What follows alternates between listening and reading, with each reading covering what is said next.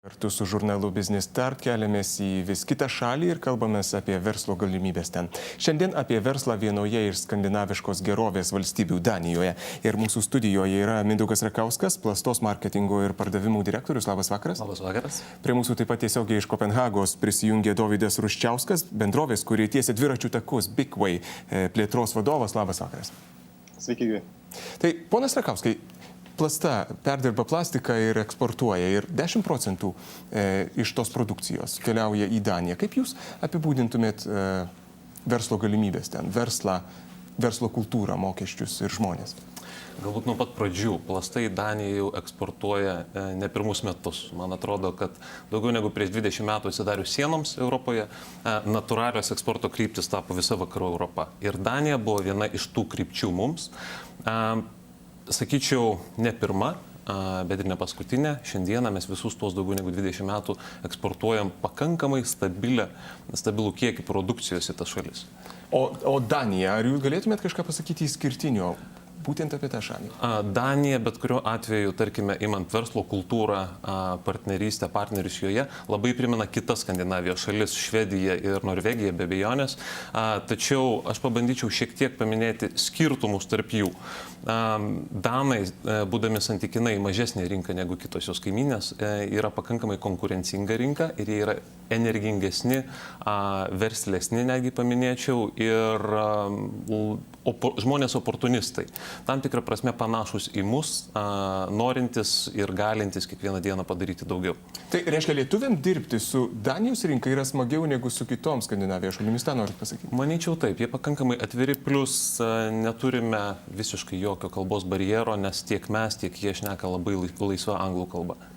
Ponas Ruščiauskai, jūs tiesiate dviračių takus, atrodo, kad Danijoje tų dviračių takų vis dar trūksta. Kaip jums sekasi tą daryti?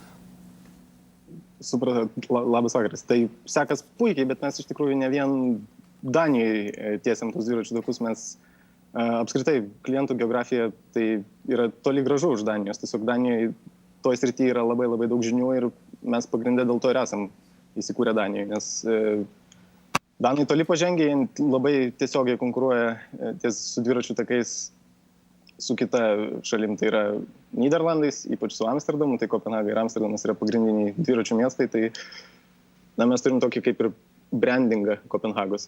Kodėl jūs nusprendėte apskritai įsikurti Danijoje? Ar buvo skirtumas kokioje šalyje?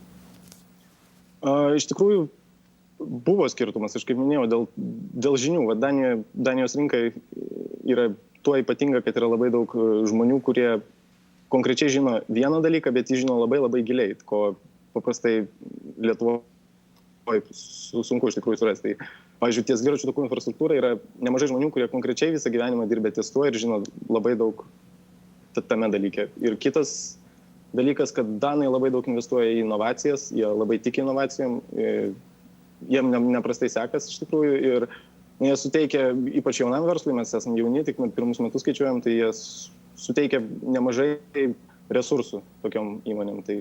Ar jūs sutiktumėt su ponu Rakausku, kad jie yra ir veržlesni už kitas skandinaviškas rinkas? Iš tikrųjų, aš patirties turiu tik su Švedijos rinka, tai iš esmės sutikčiau. Danai kartais dirba ir savaitgaliais, ir to tikrai nebijo, tai sutinku, visiškai sutinku. Bet kokiu atveju Danija yra viena iš tų skandinaviškos gerovės valstybių, kur galima įmonėms yra tam tikrų nuolaidų, pavyzdžiui, socialinio draudimo mokestis, ar ne, jo galima nemokėti. Bet ar jūs pajutote kažką tai, ponas Rakauskai, mokesčių atžvilgių, kas būtų verta paminėti? Dėl mokesčių, ko gero, aš nebūčiau pats geriausias specialistas tai patart, nes didžiąją dalimi dirbdami Danijoje mes dirbam per partnerius, tai vadinkime ta mokestinė našta, tai yra daugiau jų dalis. Tai su mokesčiais galbūt mūsų pašnekovas galėtų lygiai taip pat pasakyti kažką daugiau. Perduokim klausimą ponui Ruščiauskui. Mokesčiai Danijoje. Kaip jūs vertintumėt? Kartais galima, pelno mokestis kartais ten gali siekti iki 60%.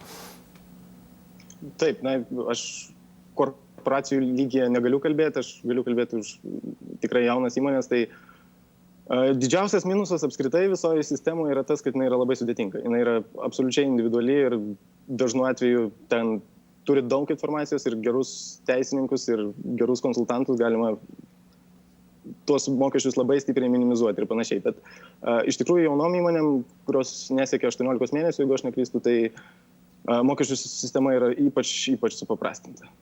Ir ponas Rakauskai, kaip jūs radote tuos partnerius? Ar reikėjo atlikti daug namų darbų, ar reikėjo sunkiai jų ieškoti? Geras klausimas. Bet kuriam eksportuotojui, investuotojui ar įmoniai norinčiai eiti į Daniją, kaip ir ko gero į bet kurią kitą rinką, tikrai reikia padaryti gerus namų darbus. Ir Plasta buvo neišimtis. Tie namų darbai buvo daromi ir kaip ko gero, dirbant su kiekviena rinka, taip ir su Danija, gerai atliktas namų darbas duoda gerą rezultatą. Mes arba buvome pakankamai energingi, arba mums pasisekė, bet mūsų kontaktai Danijoje praktiškai visi prasidėjo nuo šalto skambučio, šilto pokalbio ir ko gero karšto susitikimo. Mūsų partneriai, su kuriais mes taip pat dirbame, arba pažįstamos įmonės, kurios taip pat eksportuoja į Daniją ar dirba joje, taip pat rekomenduoja ir parodas, nes parodų metu susipažįsta su vietinėmis įmonėmis. Mūsų atveju šitoje vietoje aš negalėčiau pasidalinti tą gerą patirtimį, bet tiesiog parodyti galima, kad įvairūs keliai veda į tą rinką ir ta rinka yra atvira mums.